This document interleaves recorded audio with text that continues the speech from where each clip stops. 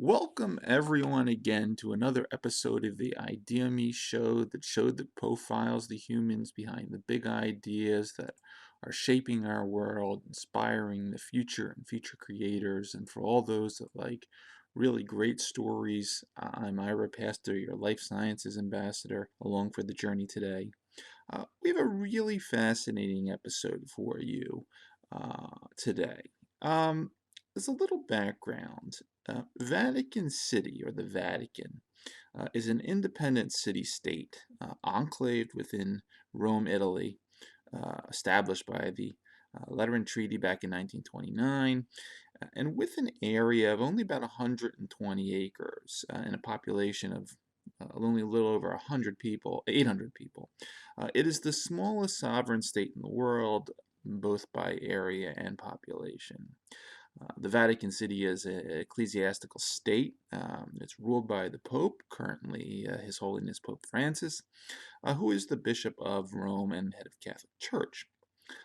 Within the Vatican City are various religious and cultural sites of significance, such as St. Peter's Basilica, the Sistine Chapel, Vatican Museums, and they all feature some of the world's most famous paintings and sculptures and other cultural items. The Pontifical Academy for Life is one of the Pontifical Academies of the Roman Catholic Church, which is dedicated to promoting the Church's consistent life ethic, which is an ideology based on the premise that all human life is sacred.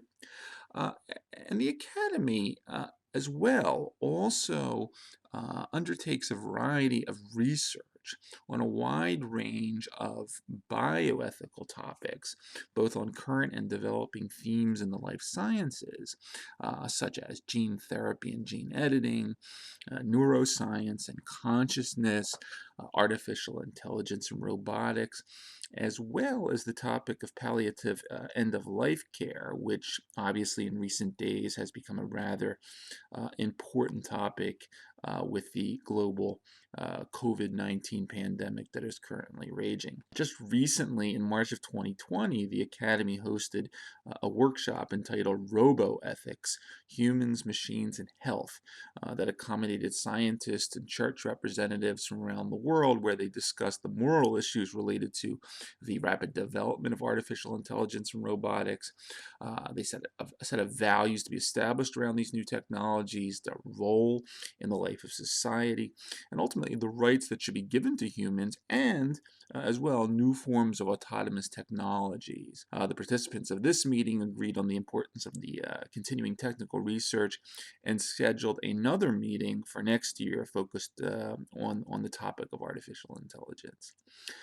Archbishop Vincenzo Paglia is an Italian prelate of the Roman Catholic Church, who Pope Francis, back in 2016, named the current president of the Pontifical Academy for Life, as well as Grand Chancellor of the John Paul II Pontifical Theological Institute for both marriage and family sciences. Archbishop Paglia was the president of the Pontifical Council for Family from 2012 to 2016, bishop of Terni, Narnia, Emilia, Italy from 2000 to 2012. He was also co-founder of the community of Sant'Egidio in 1968, which is a Catholic association dedicated to forms of social service. Archbishop Paglia has also been a staunch advocate at the Vatican for interreligious dialogues. Dr. Fabrizio Mastrofini of the Vatican's press office at the Pontifical Academy of Life was kind enough to help me record Archbishop Paglia's responses to our various questions, both in Italian as well as English, and both will be presented on the ideaXme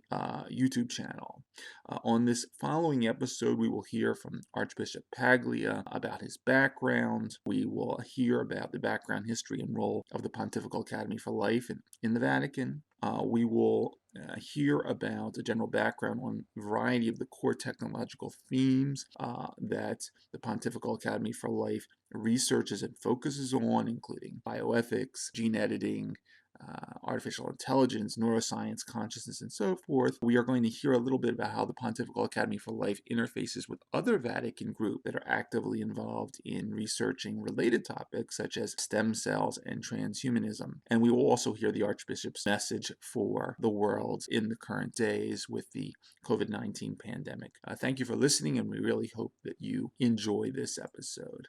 I am a priest of Roman descent, a priest from the Diocese of Rome, who entered the seminary in 1955, so a long time ago, before the Second Vatican Council. But from the very beginning, I focused on the perspective of Christian Rome, at the same time attentive to local reality and extremely alive in its relationship with universality, obviously because of the presence of the Pope. I therefore did my studies at the Roman seminary, and part of my training was closeness to the Pope, which felt like an almost physical relationship of closeness, and which became a spiritual relationship, and therefore also a pastoral relationship. A very special moment in my life was the time of the council, which I experienced while attending university. A number of my professors were experts or even bishops who participated in the Second Vatican Council. For example, the Secretary General of the Second Vatican Council, Archbishop Pericle Felici, had been the spiritual father of the Roman seminary. Pope John himself was an ex-pupil of the Roman seminary. The time following the council was exalting for me, and I can say about myself that my greater inspiration originates precisely from the spirit of the Second Vatican Council, which I carried out together with the community of Sant'Egidio, which was developed in those years. I was immediately part of the community and was the first priest in that community. For me, this path has always meant giving the Word of God first place, putting the Eucharistic liturgy at the center, the link with the See of Peter, the link with the poor and the Church of Rome. A church, as the ancient fathers used to say, which presides in charity over all the other churches. So much for my formative years. Then, during my priestly ministry, the meeting with John Paul II was very important, not only because he appointed me parish priest of the Basilica of Santa Maria in Trastevere, and I was just 35 years old, but also because he involved me, together with the community of Sant'Egidio, in a missionary dimension, both within the city and in the whole world. For example, let's consider what the World Youth Days have meant to the world. They were born in that initial relationship of Pope St. John Paul II with the youth movements of Rome, including the community of Sant'Egidio. At the same time, my cultural formation continued, focused first of all on the theological development in relation to the Second Vatican Council, to which I added my specialization on the history of the laity in the life of the Church, and also a degree in pedagogy due to the great changes that occurred in that time. Everything led to the appointment as Bishop of Terni in the year 2000. Terni is a city between Rome and Assisi. At the time, it was an industrial city with one of the largest steelworks in our country. There I encountered the problems of the working world, the problems of industry. I must also say that the first bishop of Terni, according to tradition, was Saint Valentine, and for me it was important to combine the feast of that saint with the Feast of Love, which is celebrated on February 14th, thus joining the ecclesial event with the opportunity to pause, to reflect on the meaning of true love and not of romance. Well, after 12 years as Bishop of Terni, Pope Benedict XVI called me to direct the then Pontifical Council for the Family. The Pope was fully convinced that the new anthropological and theological perspectives found in this area of the family one of the most delicate frontiers, as it was also Pope Francis who, at the time of the reform of the Roman Curia, in bringing together several dicasteries, chose an American bishop for the leadership of the new Lay, Family and Life Dicastery, Cardinal Farrell, and he wanted to entrust me with the, let's say, theological and cultural dimension by giving me the presidency of the Pontifical Academy for Life and the position of Grand Chancellor of the Pontifical John Paul II Theological Institute for the Sciences for the Marriage and Family. These institutions have the task to respond to the enormous problems and to the fascinating and tremendous frontiers concerning life, the meaning of marriage, and the meaning of family. Can you please give us a brief presentation of the Academy from this point of view? Of course, the Pontifical Academy for Life today presents itself as an institution consisting of a central office and a network of 163 scientists from all over the world, experts in different disciplines, doctors, anthropologists, jurists, theologians, bioethicists. In our network of academicians, we have exponents of different religious traditions and different cultures from different continents. It is therefore a group of scientists who can reflect on the great themes of contemporary life. For example, 3 years ago we started talking about global bioethics and therefore about new technologies related to birth, death, development of different ages of life. Subsequently, we dealt with the new topic of roboethics, so far little explored in the Catholic world, that is, the relationship between robotics development and the ethical dimension which directly concerns the great theme of life. And this year, 2020, we dedicated ourselves to its consequential development, the issue of artificial intelligence.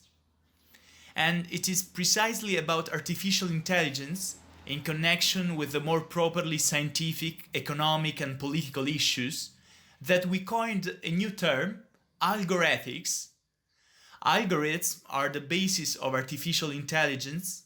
In our opinion, the scientific development must be linked to the ethical dimension, algorethics specifically. We want to emphasize that the development of science and technology must put the dignity and value of the human beings at the center. They were created by God and placed at the summit of creation of the world. Philosophically speaking, we could say that according to the Kantian perspective, the human person is always an end in himself and never a means. In this respect, the commitment of the Academy is expressed in various perspectives linked to the development of technology and connected to the specific themes of the Catholic world. It is clear how the great issues of human life, at the beginning and at the end of it, but also related issues such as the relationship between generations, young and elderly and adults, in today's different societies are not abstract concepts. They actually affect the reality of 7 billion people. There are 7 billion people on the planet Earth, which is our common home, and therefore, in this sense, summarizing the perspective of the Academy for Life, I would say that its direction is expressed by Pope Francis' encyclical Laudato Si. The Academy for Life highlights a crucial dimension. The human family lives in this common home. The human family is responsible towards the generations and therefore must not only continue life but also preserve our common home in the best possible way to hand it over to the future generations. The scientific commitment of the Academy is linked to faith and bioethics. It is one of the most delicate and important areas of our work, which joins in the hottest topics of the debate regarding politics and healthcare. For example, the Academy is working on COVID-19, but it also deals with palliative care and health policies. Well, these are important issues as well. I have somehow mentioned them previously. The question allows me to better decline it. When we say that life takes on a wider semantic connotation, obviously it also includes all of this. In the past, bioethics used to focus on two major perspectives: the moment of birth and the moment of death. Today, with new emerging and converging technologies, all areas of human life are involved in this research. Artificial intelligence, for example, has a great impact on the world of work and therefore on the development of society in its everyday life. It is obvious that new technologies give a much broader meaning to the terminal phase of life. They lengthen the lifespan, they cure diseases that were previously fatal, they lengthen the lifespan and the number of the elderly grows, the time of old age increases.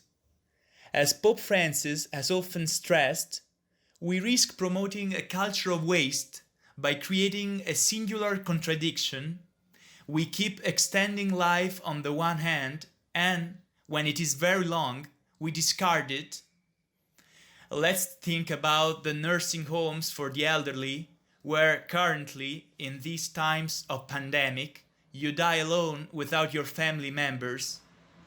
It is obvious that careful, deeper reflection is needed, because technology must be attentive to the ethical dimension. The scientists, right in the face of the tragedy of this pandemic, are warning us that it probably won't be the last. And we, as the Pontifical Academy for Life, urge the development of science, but without ever losing a humanistic dimension. Without a dimension linked to the dignity of man, we risk derailing development. We must take into account the centrality of man and the human family. In this regard, politics is also a reality that needs to be involved. In the Pontifical Academy for Life, we are convinced that we will have to face a perspective that, in a synthetic way, can be called biopolitics. Politics, political forces at all levels, in the face of a new condition of globalized humanity, must be careful to rethink and redesign the role of politics itself. We must avoid that there is a rich north of the world that does not take into account the large number of poor countries. We must prevent discrimination within the same country. The pandemic we are experiencing makes us understand the need to rethink and reorganize healthcare, treatments, technologies, public health in a more shared and more equal way. The Academy is putting a lot of thought into it. It is also committed to preventing the so-called surveillance society from prevailing, where technology owners could become the absolute masters of citizens' lives. As you can see, the relevant themes are multiplying, but they are all directed towards the perspective of the unity of the human family that inhabits the only habitable planet we have got, and it must be so for this generation, for the next one, and for those to come. With regard to these issues, what are the relations with other Vatican entities, such as the Pontifical Council for Culture on Stem Cells or the Department for Integral Human Development, which has a working group on the themes of transhumanism? The distinctive feature of the Pontifical Academy for Life is its scientific focus. The contribution that we can give to others, and we are giving to the other dicasteries of the Roman Curia, which are much more engaged on the pastoral and organizational side of relations with the various local churches in the world, concerns an in-depth discussion which must obviously be in close contact with the pastoral dimension. That is a challenge for the Academy, and I spoke directly with Pope Francis about it, also within a general vision of the role of the Roman Curia. It is not simply a matter of reorganizing the offices, it is a question of giving a new engine to the whole Roman Curia, so that in a more compact and more coordinated way it can help the whole planet, the societies, the Christian churches to respond in the most adequate way possible to the great challenges we face. It is in the DNA of the Academy to pursue a new alliance between faith, science, politics, economics, to respond to challenges that now are without borders, without barriers, and without distinctions. Let me give you a small example that concerns us right now in the face of the pandemic's outbreak. Technique, namely the medical technology, was very surprised. I was impressed by the fact that coronavirus affected the richest regions of the world, the big cities where economic development is quite substantial. Then, of course, there are different variations. The Pontifical Academy has felt the responsibility of offering a first reading of what is happening, precisely to help everyone understand the fragility of the human condition. Fragility is part of the tradition of the Catholic Church of yesterday and today. Just think of the sentence, "Remember that you are dust," of Ash Wednesday. Without resorting to tragic pessimism, we should understand that the God of creation chose this powder to give positive energy to solidarity reflection. It is a way, let me use this term, to tell all of us that we must increasingly spread the contagion of solidarity or fraternity. The document of the Pontifical Academy for Life is a text of a few pages with the significant title Pandemic and Universal Fraternity. It is meant to be a tool for reflection that helps to understand where we are and gives some indications in the health field, because I was shocked by the excessive number of elderly people who died, as well as by those who think it is possible to choose which people to treat based on their age.